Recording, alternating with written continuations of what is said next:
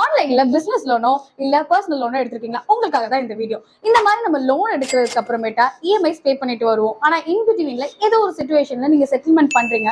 ஆனாலும் உங்களுக்கு என்ஓசியோ இல்ல க்ளோஷரோ உங்களுக்கு கொடுக்கல அப்படின்னா அதை நீங்க கண்டிப்பா கேட்கணும். இல்லைன்னா உங்களோட சிபில் ஸ்கோர் பலமாவே அழிவாகும். ஸோ அந்த மாதிரியான பிரச்சனைகள்லாம் வரக்கூடாதுன்னு நினைச்சீங்கன்னா நீங்க ஃபர்ஸ்ட் அவங்க கம்யூனிகேட் பண்ணணும். ஆனா நிறைய கேசஸ்ல நிறைய கம்பெனிஸ் அதுக்கான ஆப்ஷன்ஸே கொடுக்கறது இல்லை. ஸோ கிரிவியன் சிஸ்டம் ப்ராப்பரா இல்லாதப்போ நீங்க டைரக்டா ஆர்பிஐக்கே போகலாம். அதை நீங்க கிளிக் பண்ணி உங்களுடைய கம்ப்ளைண்ட்டை டைரக்டா ஃபைல் பண்ண முடியும். இப்படி நீங்க ஃபைல் பண்ணும்போது அவங்க எடுத்த உடனே ஆர்பிஐ கேஸ் எடுக்க மாட்டாங்க. ஆனா அது எங்க போகும்னா உங்களுடைய பர்டிகுலர் அக்ரிகேட்டருக்கு போகும். அப்படி போகும்போது நீங்க என்ன பண்ணணும் அப்படின்னு பாத்தீங்கன்னா ஃபேக்ட்ஸை கிளியரா கொடுக்கணும். எப்போ லோன் எடுத்தீங்க, எவ்வளோ எடுத்தீங்க, யார் பேர்ல எடுத்தீங்க, இந்த மாதிரியான கிளியரான ஃபேக்ட்ஸ் கொடுக்கணும் along with the proof. So நீங்க ப்ரூஃப் சப்மிட் பண்ணலன்னா அந்த கேஸை எடுக்க மாட்டாங்க. ஸோ ப்ரூஃப் கண்டிப்பா இருக்கணும். ஈவன் இது மூலியமா உங்களோட அக்ரிகேட்டருக்கு பெனால்ட்டி கூட வர வாய்ப்பு இருக்கு.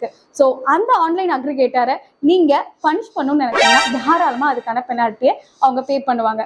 ஸோ நீங்க பயப்படாதீங்க. ஏன்னா லோன் எடுத்தா உடனே போலீஸ் வரும்ன்றோ இல்ல கோர்ட் தான் வரும் அப்படின்றதுக்கெல்லாம் எந்த ஒரு அவசியமே கிடையாது. தாராளமா நீங்க ஆர்பிஐக்கு போகலாம்.